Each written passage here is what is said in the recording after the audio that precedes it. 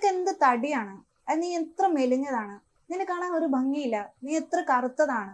ഇങ്ങനെയൊക്കെ പലപ്പോഴും ബോഡി ഷേമിങ്ങിന്റെ പല കാര്യങ്ങളും പലരോടും പറയുകയും കേൾക്കുകയൊക്കെ ചെയ്യുന്നവരായിരിക്കും നമ്മളെല്ലാവരും, അല്ലെ?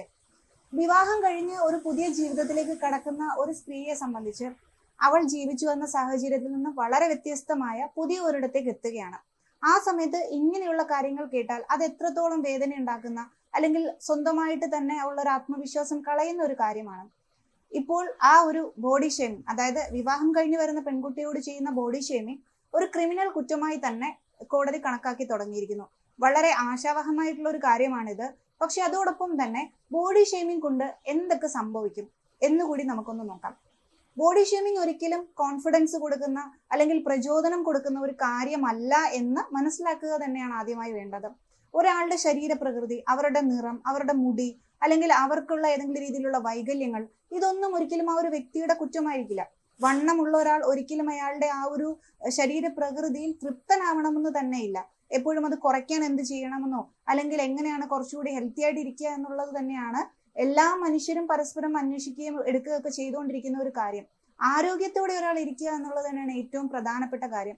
വണ്ണമുള്ള ഒരാളെ കാണുമ്പോൾ അയ്യോ എന്ത് തടിയാണ് നിനക്ക്, നീ കുറച്ചൊന്ന് മെലിഞ്ഞിരുന്നെങ്കിൽ കുറച്ചുകൂടെ ഭംഗിയായേനെ എന്ന് കേൾക്കുമ്പോൾ അവൻ ഉണ്ടായിരിക്കുന്ന ആ ശരീരപ്രകൃതിയോട് വല്ലാത്തൊരു വിരക്തി തോന്നുകയും സ്വന്തമായിട്ട് ഒരു ആത്മവിശ്വാസം ഇല്ലാതിരിക്കുകയും സ്വന്തത്തോട് തന്നെ ഒരു വെറുപ്പ് തോന്നുകയൊക്കെ ചെയ്യുന്നത് വളരെ സ്വാഭാവികമാണ്.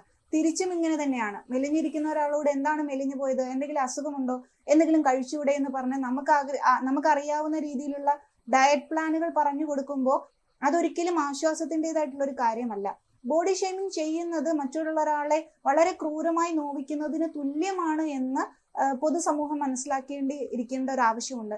ഈ പറഞ്ഞ പോലെ ഒരു പുതിയ വീട്ടിലേക്ക് കടന്നു വരുമ്പോൾ, ഒരു പുതിയ ജീവിതത്തിലേക്ക് കയറി വരുമ്പോൾ, നിന്നെ പോലെ ഒരാളെ ഞങ്ങൾക്ക് ഈ വീട്ടിൽ ആവശ്യമില്ലായിരുന്നു എന്ന് കേൾക്കുന്ന ഒരാൾക്ക് ഒരുപക്ഷെ അവരുടെ എല്ലാ ജീവിതത്തിന്റെ ഘട്ടങ്ങളിലും ആ ഒരു വാക്കൊരു നോവായിട്ട് തന്നെ കൂടെ ഉണ്ടാവും. എല്ലായിടത്തും പരിഗണിക്കപ്പെടുക, ശ്രദ്ധിക്കപ്പെടുക എന്നുള്ളത് തന്നെയാണ് മനുഷ്യന്റെ ഏറ്റവും ആവശ്യമുള്ള ഒരു കാര്യം എന്ന് പറയുന്നത്. അത് പുതിയൊരു ജീവിതത്തിലേക്ക് കടന്നു വരുന്ന ഒരു പെൺകുട്ടിയെ സംബന്ധിച്ച് അവൾ ആ വീടിന് യോജിച്ചവളാണ് എന്ന് തോന്നലുണ്ടാകുന്നത് തന്നെ വളരെ ആശ്വസിക്കാവുന്ന ഒരു കാര്യമാണ്. അങ്ങനെയുള്ളൊരിടത്ത് ഇങ്ങനെ ഒരു ബോഡി ഷേമിങ്ങും കൂടി വന്നാൽ എത്രത്തോളം മാനസികമായിട്ട് ആ ഒരു തളർച്ചയായിരിക്കും ആ ഒരു പെൺകുട്ടി നേരിടേണ്ടി വരുന്നത്.